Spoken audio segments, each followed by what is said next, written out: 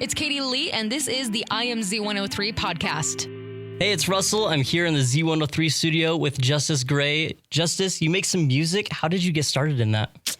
Honestly, just growing up, my whole family loves music, loves everything about it, and it just caught my eye when I was really young. So I would start just kind of like singing to myself, singing songs. Like there's a bunch of artists that like I love that really like the stuff they talk about, even when I was young, just made me realize like, man, you could do a lot with yourself and a lot with the world if you just like do what you love, you know? And so I just started following that for myself, just letting myself know like, hey, we can really make some noise and spread some positivity and have some fun with this.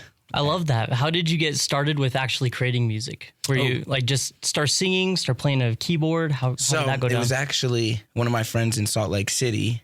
Actually, my older brother, Chris, was one that he made a song. He's a few years older than me, and he made a song a while back just for the fun of it, like when he was like 15 or maybe even 18 or something. And he showed it to me, and he just showed me how easy it was. He's like, it's nothing crazy. You don't need anything wild. Like, just find your beats, find your vibe, and just have some fun with it. And so I started doing that, and then I just realized, like, with myself, it's really not that hard to freestyle some stuff and just, like, say what's on your mind. And so then I just started doing that, and it just turned into something huge, like really huge. Like, it's been a lot of fun to be able to just get myself to do what I love. And even if I have a job, even if I was going to school and stuff, right when I got out of school, I'd just be listening to some Sean Kingston on the headphones, and I would just started going crazy with it and having fun.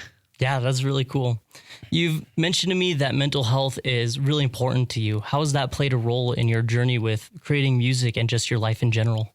So that's been a crazy experience because I went through a lot of depression. I have tattoo of anxiety on my arm, but that's just to like show myself that anxiety is just a part of you. When I was younger, I used to like write anxiety on one arm and depression on the other to remind myself like it's just a part of you. It's not exactly who you are. It doesn't have anything to do with you. Like that's just something you have to deal with, but you have to actually deal with it. So when I'd get in the studio, I could start crying, I could start laughing, I could start everything, just feeling my emotions. And it just feels really good to be able to spread that to others. But with myself, it's just been crazy how much I'll listen to my music back and I'm like, wow, this is some stuff I've never told anybody. And I probably would have never told anybody if I wasn't just alone in the studio, you know? Yeah, for sure. If you could share one message to people about mental health, what would that be? My next album name, it's literally called Love Yourself, Always, because that's the biggest thing I've learned. Like, I know it's cliche to say like you can't love someone else until you love yourself, but that's a big thing I've learned is like just loving yourself through the good, through the bad, through the evil, through everything, just being able to love yourself and have faith in yourself. And it's a hard battle. That's like one of the hardest things I've went through. But that's why I'm naming my next album Love Yourself Always, because that's something that I didn't do for most of my life. And then I started getting myself to a point, even in my music, where the sad music hits and there's people who love the sad music, but that's only for a phase. Like, then I started making like different music, different songs, and started realizing like, wow, you can hit tons of different emotions in just 3 minutes, you know?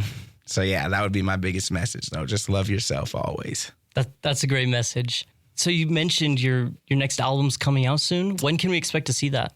Honestly, I was going to try and get it all together and drop it within the early months, but I think probably sometime around May 20th is my birthday, and told myself last year I was going to do it, and then I started dealing with some health problems and stuff, and so rather than rushing it like I did my first playlist that I came out with, I was like, you know what? Let's do it on a special day. Let's do it on your birthday. So yeah, probably right around May 20th. Awesome.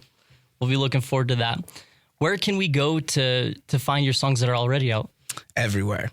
That's one thing I've been working on the past few years is everywhere. You can go on YouTube, you can go on Apple Music, you can go on Spotify, you can go on Amazon Prime, you can go on, there's all sorts of pretty much everywhere you can think of that you listen to music. You can stream my music there. Awesome. And that's just under Justus Gray? Yep, just Justus Gray. Sweet. How do you spell that? Just Us, Justus, and Gray, Justus Gray. Awesome. We'll look for that. Thanks for coming in studio. Dude, I appreciate you. Thank you for this opportunity. And always remember, love yourself always. Thanks for listening to the IMZ 103 podcast. If you enjoyed the interview, please share, subscribe, and rate the podcast. IMZ 103 is hosted by Katie Lee and is a production of Riverbend Media Group. For more information or to contact the show, visit riverbendmediagroup.com.